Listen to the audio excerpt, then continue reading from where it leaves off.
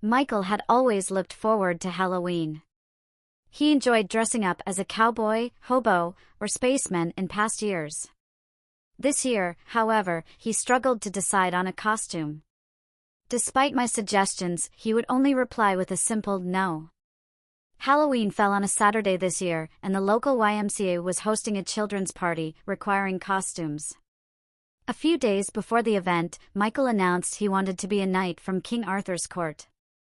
He requested to use a galvanized garbage can lid as a shield, and I agreed to clean it. He also needed silver paint for an old space helmet to complete his armor. Over the next few days, I worked on his costume. I wrapped tin foil around cardboard to create the armor's bodice. Since Michael refused to wear tights, I molded tin foil around a pair of pants instead. I added a wooden sword and made a white tunic to go over his metal suit. When he emerged from the car and headed into the YMCA, he looked fantastic. 2 hours later, I waited for Michael outside. When he finally came out, he seemed downcast. "Mom, I didn't win the contest," he said. "It's all right, sweetie," I reassured him. "You looked great." Were there many good costumes? Michael described several popular choices like Harry Potter, Obi-Wan Kenobi, mummies, and witches. Then he mentioned, "Mom, remember Will? Our neighbor who moved a few blocks away last summer? He was dressed as a girl." I chuckled softly. "Oh, that must have been funny. Was he pretty?" Michael shrugged. As I saw Will leaving with his parents, I was surprised by how adorable he looked. Dressed in a short navy skirt with white polka dots, a black top, and navy pantyhose, Will's outfit was completed with a beret, lipstick, and earrings.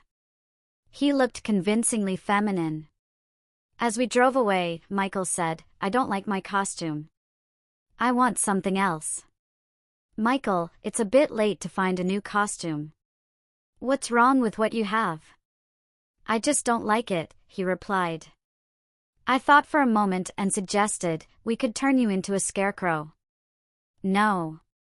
"How about a cowboy?" I proposed, remembering the leftover cardboard from some recent home projects. "I did that last year," he whined.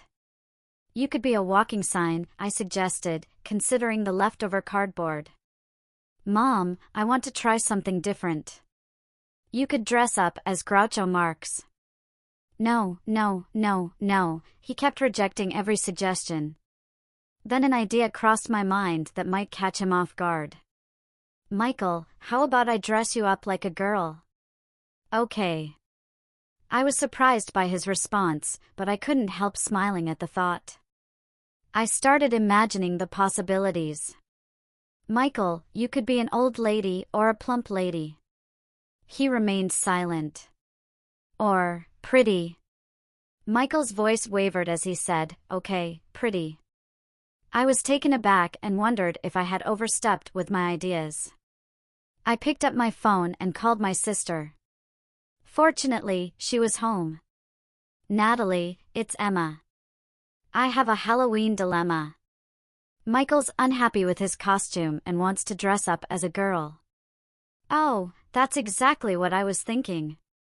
Bye." "What did Aunt Natalie say, Mom?" "She said you're going to look lovely," I laughed, though Michael didn't respond.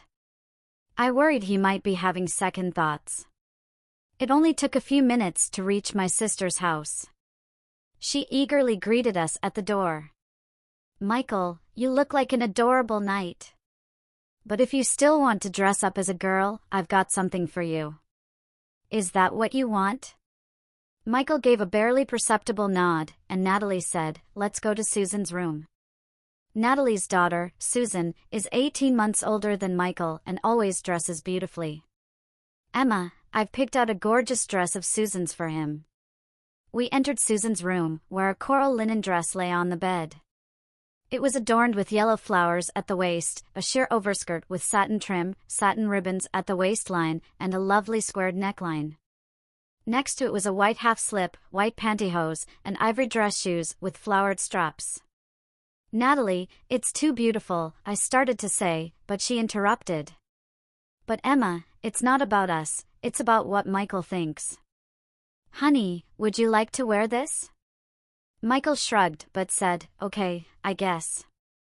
Well then, Natalie said, let's get you out of your armor and into this dress. And Michael, I quickly added, if you change your mind or want something different, it's perfectly fine. Okay? He nodded.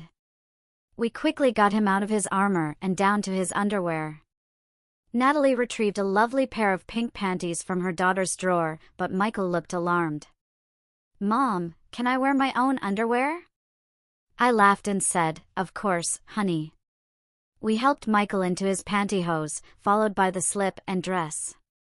I immediately saw how pretty he looked as a girl. Natalie then brought out a wig that Susan had used for a school play.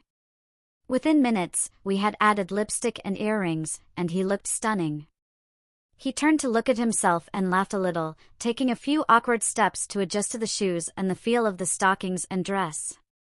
Thanks, Aunt Natalie. This is fun, he said. His aunt smiled and hugged him. Shall we find Susan and surprise her?